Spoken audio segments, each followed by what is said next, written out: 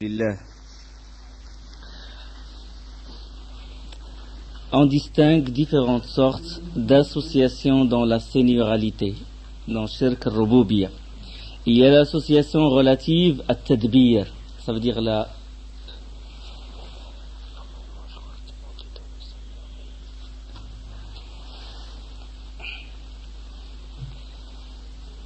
on peut distinguer l'association relative à la gérance ou Tadbir. Ça c'est une sorte de shirk qui fait partie de Shirk al-Rububiyya. C'est de croire que des créatures dirigent et contrôlent l'univers avec Allah subhanahu wa ta'ala. Dans la gérance, il gère l'univers avec lui, ou il l'aide. Allah subhanahu wa ta'ala dit Ala lahul khalqu wal amr. La création et le commandement n'appartiennent qu'à lui, dans Surat Al-A'raf, Surat 7, verset 54. Donc, de croire par exemple que les imams ou certains idoles ont une position de gloire ou un degré, soit un degré élevé, ils possèdent une lieutenance universelle, etc. Et ça, ce genre, on le trouve chez les soufis et chez les chiites. Ils croient que leurs imams, ils contrôlent l'univers, ils sont à une position élevée. Ils ont dans leurs livres ça. Et que ils ont un pouvoir que si la personne demande leur intercession, ils demandent de le secourir, même dans les ténèbres de la mer, le cheikh, le wali, il peut le sauver. Hada shirk al-rububiyya. Il a mélangé les deux, ça veut dire dans l'invocation, il a demandé secours à ce cheikh et en même temps il croit que ce cheikh a un certain pouvoir. Donc c'est deux. Ça c'est tadbir, ce qu'on appelle shirk tasarruf, shirk dans la relative à la gérance. Il y a l'association relative à la connaissance. Donc à chaque fois qu'on dit shirk, on parle de la seigneurie, on dit l'unicité ou l'association, on dit croire. Croire que quelqu'un, dans maintenant l'association relative à la connaissance, et spécialement à la connaissance de l'ghaib, il n'y a pas de vrai, il n'y a pas une définition vraiment en français, il n'y a pas la vraie traduction. Certains disent le mystère, certains disent le futur, certains disent ce qui est caché, ça regroupe tout ça, l'ghaib ça regroupe tout ça. C'est croire que quelqu'un connaît l'ghaib, l'invisible, le mystère qu'Allah subhanahu wa ta'ala. Croire que le marabout d'à côté ou que tel marabout qui vient dans telle émission de télé, ce qu'il dit est vrai, ou Madame Soleil, ou consulter tout ce qui est marqué dans les journaux, chercher son avenir, etc. Ça rentre dans ce genre de shirk. Ça veut dire tu as associé à Allah, c'est comme si en toi-même tu dis ce n'est pas seulement Allah qui connaît l'invisible, c'est pas seulement Allah qui sait que quand est-ce que va mourir telle personne ou si telle va vivre heureux ou va vivre malheureux. Non, c'est Madame au soleil aussi, il connaît le marabout aussi, il connaît avec Allah. Donc ça c'est une association, l'association relative à al-ghaib, à la connaissance, à l'ilm. Allah subhanahu wa ta'ala يقول قل لا يعلم من في السماوات والأرض الغيب إلا الله. Nul de ceux qui sont dans les cieux et sur la terre ne connaissent l'inconnaissable à part Allah subhanahu wa ta'ala, à part Allah. Le verset 65 dans la sourate 27. Et le prophète sallam il a dit, celui qui consulte un devin ou un mage et croit en ses prédictions a commis un acte de mécréance à l'encontre de ce qui a été descendu sur Muhammad sallallahu alayhi wa sallam. Hadith sahih rapporté par Muslim. Il dit oui, ce marabout, il dit la vérité, il connaît l'invisible. Si on lui montre par la preuve, on lui montre l'argument dans le Coran, dans la Sunna, et il insiste, malgré la preuve qui est dans le Coran, dans la Sunna, que seul Allah connaît l'invisible, et il insiste malgré ça à croire que ce marabout, il connaît l'invisible, là il a associé dans le ghaib, où il connaît que l'imam ou les 12 imams, où Ali il connaît l'invisible, où il croit que le prophète sallallahu alayhi wa sallam connaît l'invisible, il a associé soit l'ange, soit le prophète, soit un imam, soit un cheikh, soit n'importe qui, un sorcier, etc., à Allah subhanahu wa ta'ala. Il y a beaucoup ça dans leurs écrits.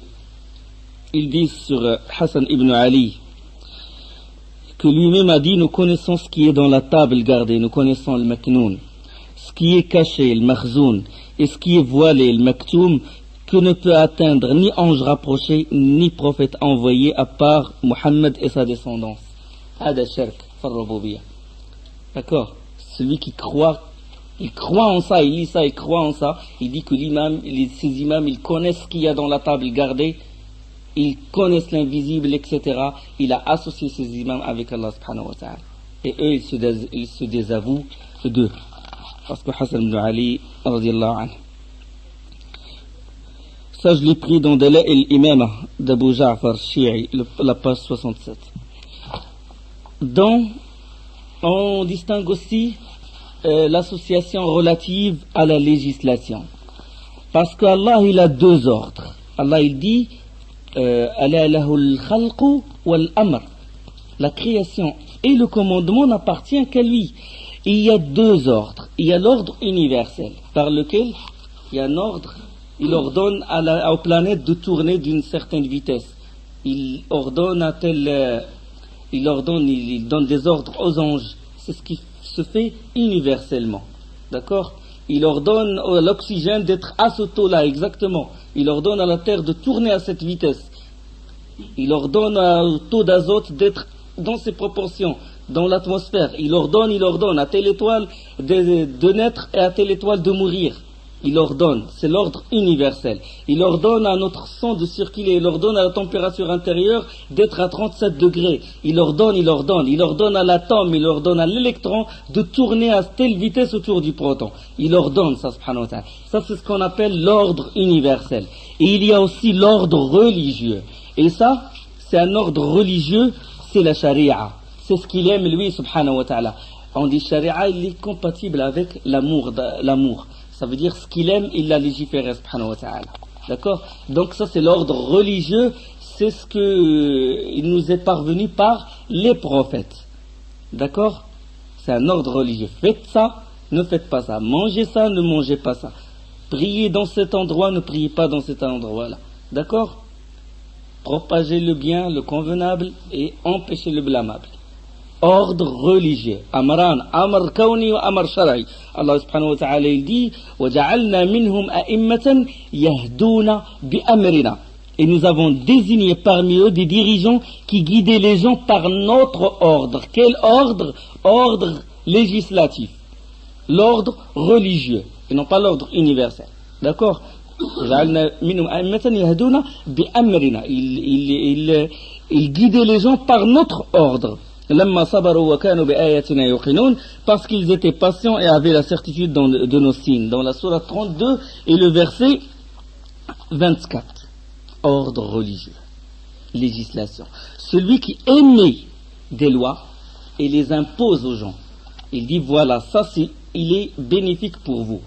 Dans vos biens, dans votre honneur, dans le sang, dans tout. Il a émis des lois. Voilà, le statut et tout, il a marqué ça dans des ordinateurs, dans des archives, etc. Quand vous avez un problème, vous revenez à ça. Et il n'y a pas de punition sans texte. Punition sans texte coranique? Ah ben non, c'est ce qui est dans les archives là, dans le grand tribunal. Vous vous en remettez à ça. Il a égalé avec, il s'est mis à la même position d'Allah dans son ordre religieux. Shirk fi ar-rububiyyah. Donc il a égalé. D'accord? Donc celui qui émet, il légifère dans la vie, les biens des gens, il dit vous vous en remettez à ça, vous laissez cette religion là et vous vous en remettez à ma religion à moi. Ça c'est shirk.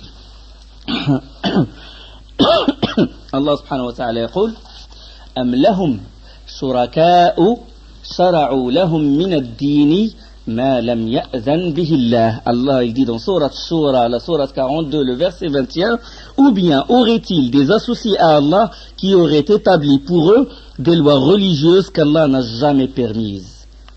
Donc association dans les lois, dans la législation, dans l'ordre religieux. Et Et il dit subhanahu wa ta'ala, que dites-vous de ce qu'Allah a fait descendre pour vous comme subsistance et dont vous avez alors fait des choses licites et des choses interdites. D'accord?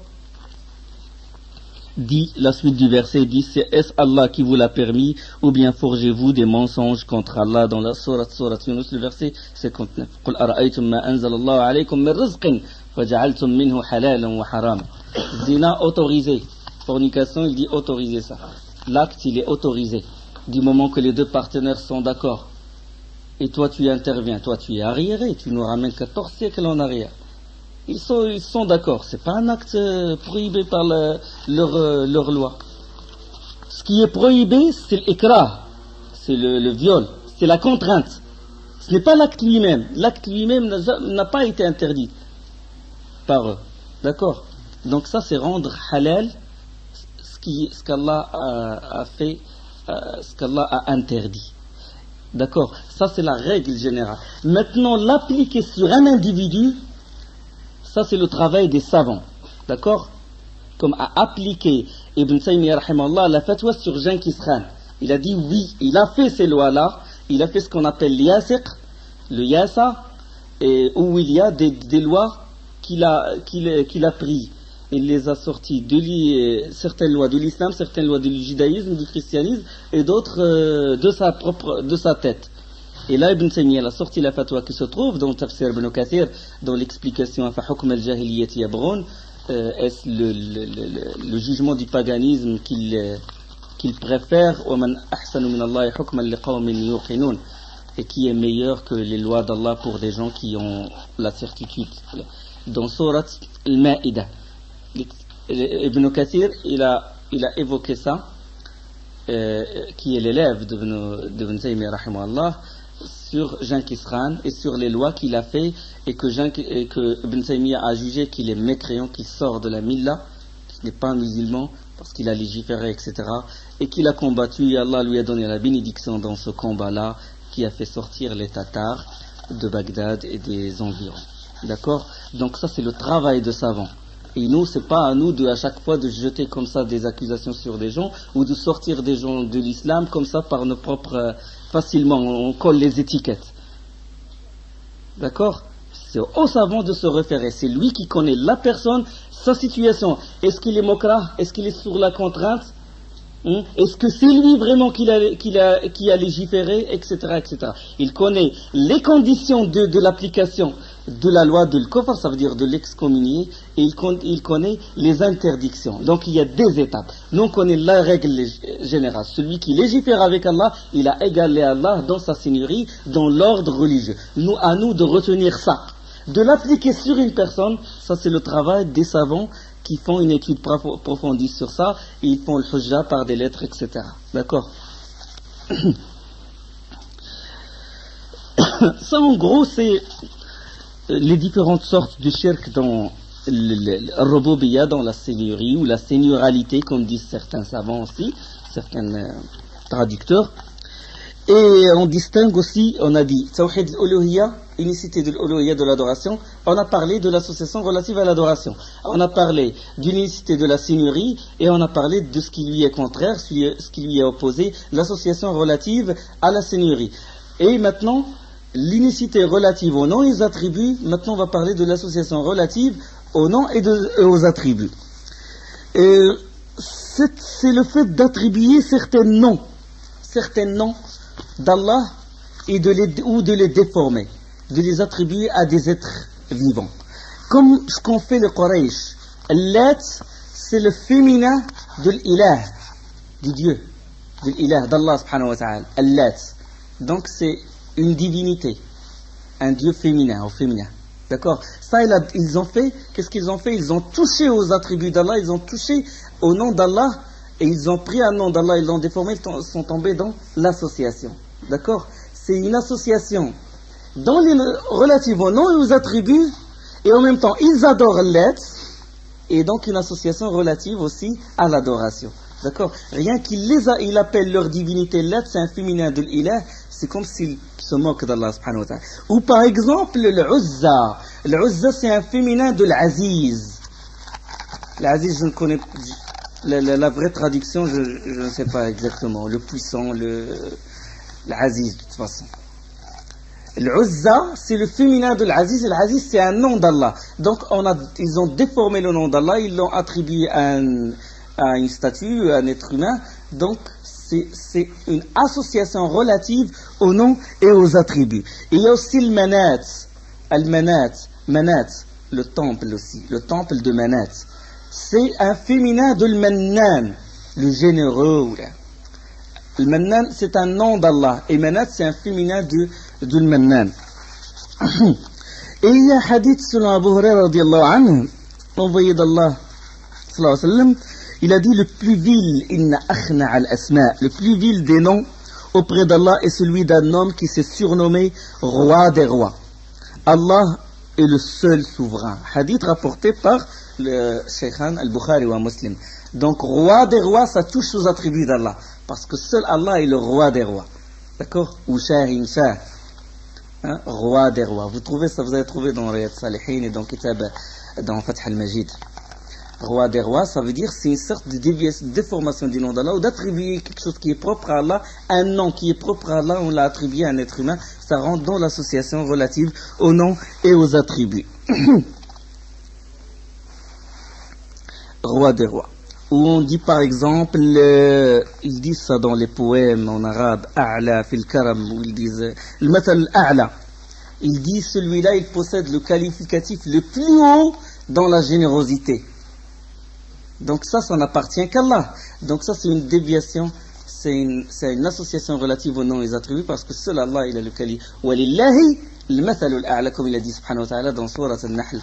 Et Allah appartient, tandis qu'Allah seul est le qualificatif, à Allah le seul, à Allah seul est le qualificatif le plus haut. Et comme ils disent, comme il dit le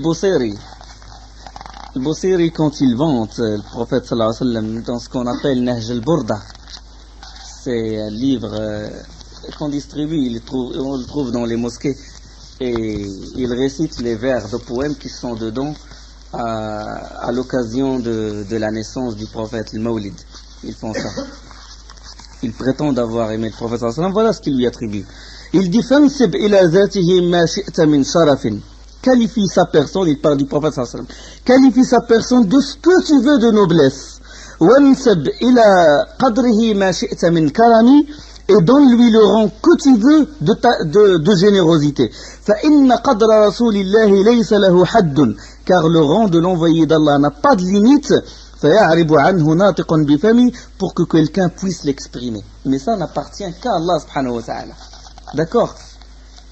Ça c'est shirk dans les noms et les attributs. Il a attribué au prophète sallallahu alayhi wa sallam quelque chose qui est propre à Allah. Car seul Allah a le qualificatif le plus haut dans la noblesse, dans la générosité. Il dit qualifie sa personne de ce que tu veux de noblesse. Non, mais ça n'appartient qu'à Allah. On le qualifie de ce que... Et donne-lui le rang que tu veux de générosité. Mais le plus haut rang, c'est celui d'Allah, subhanahu wa ta'ala, de la générosité. Car le rang de l'envoyé d'Allah n'a pas de limite. Non, c'est le rang d'Allah, subhanahu wa ta'ala. Pour qu'on lui se... Et même le prophète sallallahu alayhi wa sallam, hadith de Aïcha, subhanallah, hadith de Aïcha rapporté par l'imam Muslim, quand le prophète sallallahu alayhi wa sallam a voulu faire qiyam al-layl et tout, c'était la nuit, et quand Aïcha s'est levée la nuit, et puis, question de jalousie, il a cru que le prophète sallallahu alayhi wa sallam est allé chez l'une de ses autres femmes, et il l'a suivi dans l'obscurité, et puis, puisque la chambre de Aïcha et la mosquée, il y a une porte, il s'ouvre. Et puis dans l'obscurité, il a touché ses deux pieds. Le prophète sallam, il se prosternait, elle était dans une voie, le prophète sallam dans une autre voie.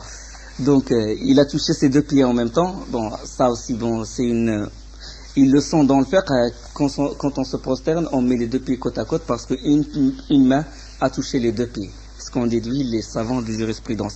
Et il a entendu dire, Allahumma inni a'udhu biridaka min sakhatik wa bimu'afatika min 'uqubatik. Seigneur Allah, je me mets sous la protection de ta satisfaction contre ta colère, sous la protection de ton pardon contre ton châtiment, et sous ta protection contre toi-même, wa bika minka, contre toi-même, je ne saurais te louer. La uhsi thana'an alayk, ni te remercier, kama athnayta anta ala nafsik, autant que tu t'es loué toi-même. D'accord? Le prophète sallam il dit à Allah subhanahu wa ta'ala, je ne saurais te louer, ni te remercier, autant que tu t'es loué toi-même. C'est parce que c'est Allah l'unique qui appartient les plus beaux noms et les plus beaux attributs, et c'est lui qu'on peut dire je ne saurais te louer. Lui, qu'est-ce qu'il a fait? Al-Boseri, il a attribué ça au prophète sallam, il dit je ne saurais te vanter, je ne saurais te décrire, etc., etc. Et méfiez-vous de ce genre de choses, d'accord? Parce que c'est pas que vous trouvez les vieux en train de chanter, vous les suivez, vous suivez la vague. C'est ça l'islam. L'islam, il ne suit pas les gens. L'islam, c'est le texte, dalil. Et il dit, Cheikh, rahimahullah, voici l'évidence prescrite par Allah dans le Saint-Coran. La preuve, il donne dalil. والدليل قوله تعالى واعبدوا الله ولا تشركوا به شيئا, adorez Allah et ne lui associez personne. Dans la sourate An-Nisa, sourate 4, le verset 36. Maintenant, on rentre dans l'usul salaf. Les trois principes fondamentaux. يقول الشيخ فإذا قيل لك ما الأصول الثلاثة التي يجب على الإنسان معرفتها فقل معرفة الله ربه. Si l'on vous demandait quels sont les trois principes fondamentaux que doit connaître tout être humain, vous répondriez tout être humain doit connaître Allah, sa religion et son prophète Muhammad sallallahu alayhi wa sallam. Trois principes fondamentaux. Et le cheikh il a mis la phrase sous forme interrogative pour attirer l'attention du lecteur ou de l'élève. D'accord? Si l'on vous demandait quels sont les trois principes fondamentaux qu'on doit connaître tout être humain. Donc la réponse c'est trois. À ces trois questions c'est ma'rifatullahi rabbah wa dinah wa nabiyyah. Donc vous répondrez tout être humain doit connaître Allah, sa religion et son prophète Muhammad sallallahu alayhi wa sallam. Donc trois choses. L'envoyeur qui est Allah, al-mursil qui est Allah, l'envoyé al-mursal qui est le prophète sallallahu alayhi wa sallam et la religion qui est al-risala et la risala. Le mursil, l'envoyeur Allah, le mursal qui est le prophète sallallahu alayhi wa sallam et risala qui est la religion de l'islam, bien sûr avec les preuves. Donc, et c'est ça qui est le témoignage. Ces trois réponses se trouvent dans le témoignage Ashhadu an la ilaha illallah wa ashhadu anna Muhammadan Rasulullah. J'atteste que nul n'est en droit d'être adoré qu'Allah et que Mohammed est son messager. Et j'ai regroupé tout ça, la réponse, dans ce témoignage-là. D'accord? Et ces trois principes sont la réponse aux questions que posent les gens quand la personne est dans la tombe. Comme dans le hadith long de Bara ibn Azib. Le hadith qui est rapporté par Abu Daoud ou Ibn Majah, par Tayalisi, et il est authentifié par Cheikh Al-Albani rahimahullah, et vous le trouvez dans Ahkam al-Janaiz wa Bid'aha, les règles des funérailles et leurs innovations. Et il dit là, dans ce hadith-là, les anges, après que les gens enterrent le mort, les anges lui posent ces questions et que le mort il entend les pas des gens qui l'ont enterré quand il s'éloigne de lui. Un long hadith. C'est les trois principes. On va en parler. Chaque principe on va parler, Inch'Allah. Et là il dit rahimahullah la suite فإن قيل لك من ربك فقل ربي الله الذي رباني وربى جميع العالمين بنعمه وهو معبودي ليس لي معبود سواه والدليل قوله تعالى الحمد لله رب العالمين. Le premier principe maintenant, la connaissance d'Allah. Si l'on vous demandait qui est votre Dieu, vous répondriez mon Rabb, qui est votre Rabb. On utilise le terme Rabb. Vous répondriez mon Rabb, c'est Allah qui m'a créé et éduqué et agit de même avec toutes ses créatures en leur prodiguant sa grâce et sa faveur. il est mon adoré. Il est mon adoré, je n'adore personne d'autre que lui. Voici l'évidence divine et d'Allah le Très-Haut. Louange à Allah, Rabb des mondes. Alhamdulillahi Rabbil Alamin. Le Rabb peut être le propriétaire ou le gérant. On dit Rabbu al-Bayt, le Rabb de la maison. D'accord? Comme dans Surat Yusuf. Innahu Rabbi ahsana mathway. C'est mon chef, c'est mon seigneur. Et on peut l'attribuer à un être humain. On dit Rabb al-Bayt, le père de la famille, ou on dit de lui Rabb, parce qu'il dirige, etc. Il donne des ordres. On dit Rabb. Et aussi, ça vient aussi de Rububiyyah, ça vient de Tarbiyah. Tarbiyah, ça veut dire élever ou éduquer. D'accord? Allah nous élève, nous donne de l'oxygène, nous a créés, etc. Il nous assigne la terre, il nous assujettit la mer, les bêtes, etc. D'accord? Donc, qu'est-ce qu'il fait? Il nous éduque, il nous élève, d'accord? Il nous donne de ses bienfaits, subhanahu wa ta'ala.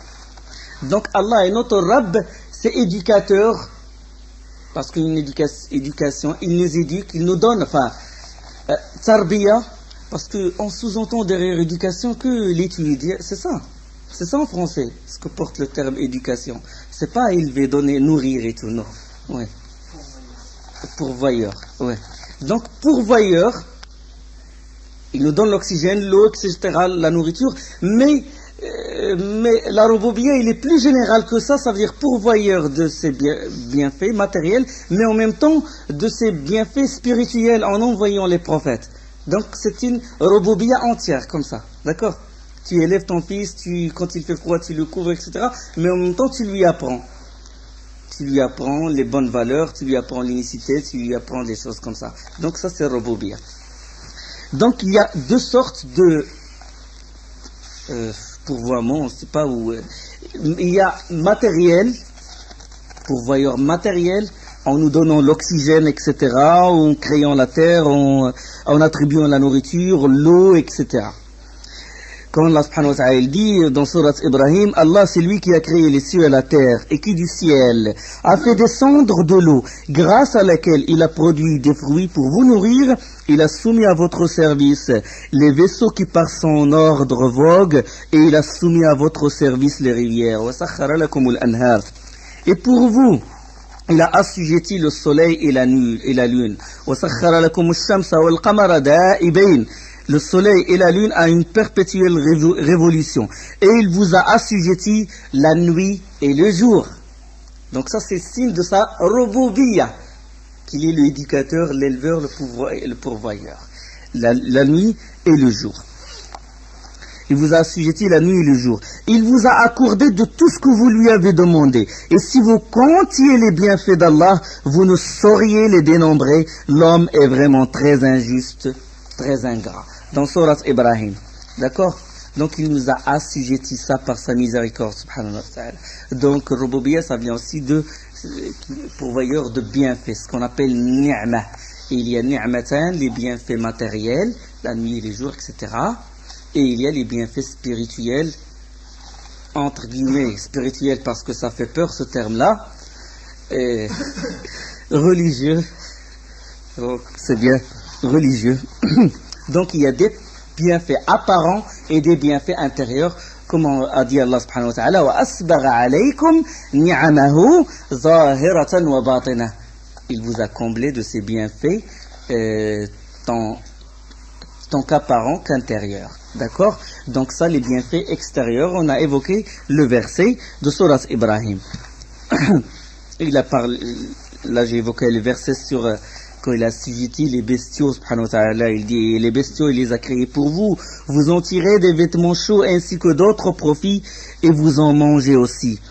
Et dans d'autres versets, il dit, et il porte vos fardeaux vers un pays que vous n'atteindriez qu'avec peine. Ça, c'est dans Surat Nahl, le verset de 5 à 7. Donc, il porte nos fardeaux, les bêtes, etc. Et même le carburant des voitures, etc., le pétrole, c'était un laboratoire d'Allah, subhanahu wa ta'ala. Sous la terre, parmi ses bienfaits, il sait que cette communauté va être faible, il a besoin il ne peut pas se tenir sur des chameaux et des chevaux. Donc il a dit voilà, au XXIe siècle ou XIVe siècle, je vais leur faire sortir ce trésor-là. Donc les bienfaits intérieurs, c'est les bienfaits religieux. C'est les bienfaits religieux en envoyant les prophètes. Et c'est les bienfaits qui se manifestent par quoi? Par le wahi, par la révélation. D'accord? La révélation qui nourrit l'âme. Il nourrit l'âme, il est la source de vie du cœur. Comme l'eau est source de vie du corps et de la terre. وَجَعَلْنَا مِنَ الْمَاءِ كُلَّ شَيْءٍ حَيٍّ. On a sorti de l'eau toute chose vivante, si vous voulez. Donc comme l'eau est source de vie matérielle, donc la révélation est source de vie du cœur. D'accord? Du cœur. Et Allah, il évoque ça dans le Coran, subhanahu wa ta'ala. Ya ayyuha alladhina amanu, stajibu lillahi wa lirrasuli idha da'akum lima yuhyikum. Dans Surat Al-Anfal, Allah il dit, oh vous qui croyez, répondez positivement à Allah et à l'envoyé quand il vous appelle à ce qui vous donne ou à ce qui vous donne la vie. Subhanallah. Et vous qui croyez, répondez positivement à Allah et à l'envoyé quand il vous appelle à ce qui vous donne la vie. Le prophète sallallahu nous appelle vers quoi? Vers la révélation. Et il dit vie, parce que la vraie vie finalement, c'est la vie du cœur. C'est la vie du cœur. Et Allah subhanahu wa ta'ala, il dit وَنُنَزِّلُ مِنَ الْقُرْآنِ مَا هُوَ شِفَاءٌ وَرَحْمَةٌ لِلْمُؤْمِنِينَ. Nous faisons descendre du Coran ce qui est une guérison et une miséricorde pour les croyants. Une guérison du cœur, dans la sourate 17, le verset 82. Et il dit subhanahu wa ta'ala أَوَمَنْ كَانَ مَيْتًا فَأَحْيَيْنَاهُ وجعلنا له نورا يمشي به في الناس كمن مثله في الظلمات ليس بخارج منها. Et celui qui était mort et que nous avons ramené à la vie, c'est la vie du cœur là. Mort, ça veut dire dans le coffre, dans la mécréance. D'accord? Mort dans ce verset-là, ça veut dire la mort du cœur. Et celui qui était mort et que nous avons ramené à la vie et à qui nous avons assigné une lumière grâce à laquelle il marche parmi les gens. Et pareil à celui qui est dans les ténèbres sans pouvoir en sortir. Dans la sourate 6 et le verset 122. مثل الذي يذكر ربه والذي لا يذكر ربه كمثل الحي والميت. La semblance de celui qui invoque Allah ou qui évoque Allah, les noms d'Allah et les attributs d'Allah, et celui qui ne l'invoque pas est celle d'un vivant et d'un mort. Celui qui invoque Allah est vivant parce que c'est son cœur qui est vivant. D'accord? Il y a subhanallah, il y a cette analogie, si vous voulez. Le prophète sallam, dans la sunna, il ressemble la révélation à l'eau de la pluie. Il dit مثل ما بعثني الله من الهدى والعلم كمثل غيث أصاب أرضا فكانت منها طائفة طيبة نقية أمسكت الماء. Selon le hadith selon Abu Musa al-Ash'ari, il se trouve dans Sahihain, Muslim, al-Bukhari ou Muslim, où le prophète sallam il dit la semblance de ce qu'Allah a envoyé avec moi comme bonne direction et science est celle d'une pluie bienfaisante qui a atteint une terre. C'est la révélation. Une partie de cette terre était fertile, elle absorba l'eau et fit pousser le fourrage. Ça c'est le cœur. Le cœur. Et le fourrage et l'herbe en abondance. Le cœur du savant qui donne des fruits.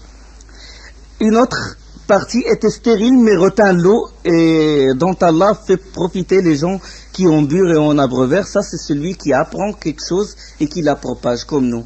On apprend un verset et on le propage comme il est. Comme du'at Allah, c'est pas nous. Nous, on est à moindre degré. Une autre partie était stérile, mais retint l'eau dont fit profiter les gens qui ont bu et en abreuvèrent leurs bêtes et leur sang. Une autre partie était plate et perméable. L'autre partie, l'égarement total, était plate et perméable. Il n'a pas retenu cette eau. Ne retenons pas l'eau et ne faisons pousser aucune herbe. Ni herbe, ni eau. La révélation vient, l'eau de la pluie bienfaisante, elle descend sur cette terre. Voilà. perméable, il l'a fait passer, et il n'en profite pas, il ne donne rien du tout. C'est le cœur du grand pécheur ou le cœur du mécréant. Cette eau n'a aucun effet sur lui, il n'a rien chose. Et il explique, sallallahu alayhi wa sallam,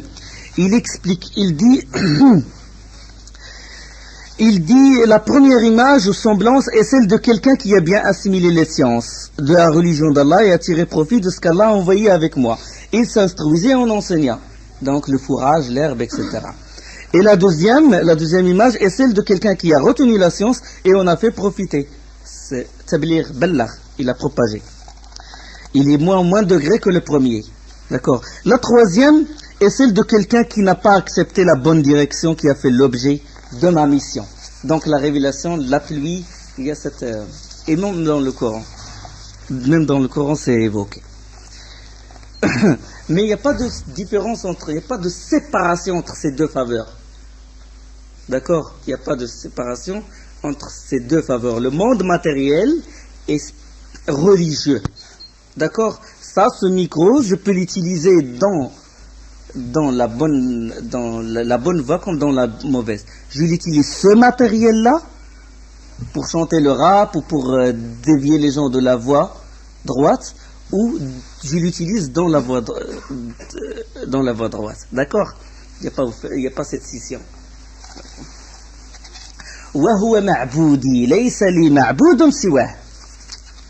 Alors, il dit, voilà, on a parlé des bienfaits de la rububiyya complète d'Allah, qui est rububiyya des seigneuries d'Allah subhanahu wa ta'ala en prodiguant ces bienfaits qui sont matériels et religieux. Et maintenant, il est en train d'expliquer, voilà, mon Rabb, mon Seigneur, il est ma'boudi, c'est mon adoré, et je n'adore personne d'autre que lui. Fahuwa ma'boudi. Il n'est pas seulement mon Seigneur, il n'est pas seulement mon Créateur, il n'est pas seulement mon bienfaiteur, mais il est mon adoré, il est celui que j'adore. D'accord? Donc Tawhid Rububiyya, le Tawhid de l'unicité, il exige l'unicité de l'uluhiyya. D'accord? Il exige, parce que certains, ils nient ça, ils disent voilà, l'unicité, c'est croire qu'Allah est puissant. Il se met debout devant les gens. Bon, là, il est Allah, vous comprenez ce que ça veut dire? Qu'Allah est le créateur, il est bienfaiteur, il fait descendre la pluie, il a les trésors de tout, il a les trésors de l'argent, il a les trésors de l'ilm, il les fait descendre comme ça, hein, sans apprendre, il les fait descendre sans faire la cause. C'est lui le créateur. Mais s'il définit la ilaha illallah par ça, il est ignorant, jahl. Il n'y a pas de différence entre lui et Abu Jahl et les autres kuffars de Quraysh, parce qu'eux, ils croient qu'Allah, il possède les plus grands trésors. D'accord? Il faut qu'il l'adore. Donc il dit, adorez-le. Hein? Faut se prosterner devant lui, faire les prières pour lui obéir à ses lois. C'est ça ce qui est demandé, l'uluhiyya. Donc il est le créateur, le bienfaiteur. Cheikh, il a commencé par ça, mais ça implique qu'il est mon adoré. Parce que seul celui qui est le bienfaiteur, qui porte ces noms et ces attributs-là, qui est digne d'être adoré. D'accord? Implication directe, il exige ce genre. Et ce genre de raisonnement, il se trouve dans le Coran. Par le travail du savant. Il te donne le jus, il te donne le travail prêt. Il a fait des efforts, des années, il a fait jihad al-nafs, jihad extérieur et intérieur, et tout, pour nous donner ce travail-là. D'accord? Et il nous le présente sur un plat sans qu'on fasse un effort. Il dit voilà, il nous montre que le tawhid de rububiyya, de la seigneurie, il implique, aboutit, il exige l'unicité de l'uluhiyya, l'unicité de l'adoration. Puisque c'est lui qui m'a créé, puisque c'est lui qui est le grand bienfaiteur, donc c'est lui l'unique qui mérite que je l'adore. Wa huwa ma'boudi, c'est mon adoré. Donc, méditez sur ce raisonnement sous forme interrogative dans le Coran. Allah il dit أَمَّنْ خَلَقَ السَّمَاوَاتِ وَالْأَرْضِ وَأَنزَلَ لَكُم مِّنَ السَّمَاءِ مَاءً فَأَنبَتْنَا بِهِ حَدَائِقَ ذَاتَ بَهْجَةٍ ما كان لكم أن تنبتوا شجرها أإله مع الله بل هم قوم يعدلون. Allah il dit dans la sourate 27, le verset 60, N'est-ce pas lui qui a créé les cieux et la terre et qui vous a fait descendre du ciel une eau avec laquelle nous avons fait pousser des jardins pleins de beauté? Vous n'étiez nullement capable de faire pousser leurs arbres. Y a-t-il donc une divinité avec Allah? Voilà la question. Regardez ce raisonnement. Y a-t-il donc une divinité avec Allah? Il a commencé, il a dit voilà ce que j'ai fait, subhanahu wa ta'ala, voilà ce qu'il a fait. Après il a dit, y a-t-il donc quelqu'un qui mérite qu'on l'adore? Et puis il dit, non, mais ce sont des gens qui lui donnent des égaux. Hein? Il dit subhanahu wa ta'ala, amman ja'ala al-arda qarara, wa ja'ala khilalaha anhara, wa ja'ala laha rawasiya, wa ja'ala bayna al-bahrayn, ilahum ma'allah. N'est-ce pas lui qui a établi la terre comme lieu de séjour, placé des rivières à travers elle, lui a assigné des montagnes fermes et établi une séparation entre les deux mers? Y a-t-il donc une divinité avec Allah? Non, mais la plupart d'entre eux ne le savent pas. Surat 27, verset 61.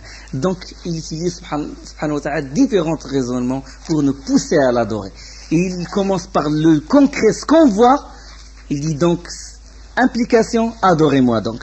Et il dit, subhanahu wa ta'ala, il utilise un autre, il dit voilà, d'accord. Il dit, subhanahu wa ta'ala, je vais changer de raisonnement maintenant, je vais changer. On va commencer par un autre raisonnement, par absurde ou ce que vous voulez. On va supposer qu'il y a d'autres divinités. Et il dit, subhanahu wa ta'ala, qul ara'aytum. Voilà, on suppose pour annuler la supposition qu'on a faite, c'est le raisonnement par absurde. قل أرأيتم إن جعل الله عليكم الليل سرمدا إلى يوم القيامة من إله غير الله يأتيكم بضياء أفلا تسمعون. Dis, que diriez-vous si Allah vous a signé la nuit en permanence jusqu'au jour de la résurrection? Quelle divinité? S'il y a cette divinité, alors quelle divinité autre qu'Allah pourrait vous apporter une lumière? N'entendez-vous donc pas? Regardez cette question. Regardez ce raisonnement d'Allah subhanahu wa ta'ala. Surat 28, le verset 71. Et il dit, d'accord, la nuit, on ne sait jamais, ils vont dire, pour la nuit, il y a des projecteurs, ou je ne sais pas ce qu'ils vont faire, quoi. Des projecteurs et trucs, et ils vont rendre la nuit jour. Et il dit, subhanahu wa ta'ala, dit, que diriez-vous? قل أرأيتم إن جعل الله عليكم النهار سرمدا إلى يوم القيامة من إله غير الله يأتيكم بليل تسكنون فيه أفلا تبصرون. Dit, que diriez-vous si Allah vous a signé le jour en permanence jusqu'au jour de la résurrection? Quelle divinité autre qu'Allah pourrait vous apporter quelle divinité autre qu'Allah pourrait vous apporter une nuit durant laquelle vous reposeriez? Si Allah ne ramène pas la nuit, qui va la ramener, subhanahu wa ta'ala? S'il fait que jusqu'au jour de la résurrection, il n'y a que le jour, que la lumière. N'observez-vous donc pas, subhanahu wa ta'ala? Donc, c'est différents raisonnements. Il commence par le concret pour qu'on yithbit al-hujja, qu'il témoigne sur nous, subhanahu wa ta'ala. Et dans Surat, par exemple, dans Surat Al-An'am, ça vous allez trouver partout dans le Coran, parce que le Coran, mais quoi, mais dis-moi, vous trouvez des versets sur le tawhid, soit les noms des attributs, soit la seigneurie, soit l'ubudiyya. Maintenant, quand vous lisez le Coran, vous dites, voilà, un verset, ça c'est rububiyya, ça c'est uluhiyya. Vous aurez une vision claire sur le Coran, et vous aurez le goût de le lire davantage et de l'apprendre. De profiter de la beauté du style du Coran et du raisonnement qu'on ici. Et on peut en déduire pour l'utiliser dans notre da'wah. Il n'y a pas meilleur que la parole d'Allah. Il n'y a pas meilleur que les paraboles que dans Allah. On a évoqué une parabole du prophète sallallahu alayhi wa sallam, la pluie et tout. C'est mieux que la fourmi et la cigale qu'ils disent majorité du temps. Ils donnent des paraboles et ils ne prennent pas les paraboles qui sont dans le Coran, qui sont... Allah subhanahu wa ta'ala, il dit dans Surat Al-An'am, Inna Allah faliq al-habbi wal-nawa. C'est Allah qui fait fondre la graine et le noyau. Ça c'est quoi? C'est tawhid. C'est l'unicité de quoi? C'est Allah. Hein? C'est Rububiyya, c'est la seigneurie, c'est lui qui a fait fondre la graine et le noyau. Du mort il fait sortir le vivant, c'est la seigneurie. Du vivant il sort le mort, etc. Dans le verset 96, Allah il dit fondeur de l'aube. C'est Rububiya, c'est la Seigneurie. Il a fait de la nuit une phase de repos. C'est aussi Rububiya, c'est la Seigneurie. Et le verset, jusqu'au verset 100, et dans le verset 101, il dit à Allah subhanahu wa ta'ala, quand il a parlé de la Seigneurie, il dit, tel est Allah, votre Seigneur, nul n'est en droit d'être adoré que lui. Après avoir parlé de la Seigneurie, il dit, d'accord, maintenant, vous confirmez tout ça? D'accord, si on est d'accord sur ça, donc qui est droit d'être adoré maintenant? Il dit subhanahu wa ta'ala, ذَلِكُمُ اللَّهُ رَبُّكُمْ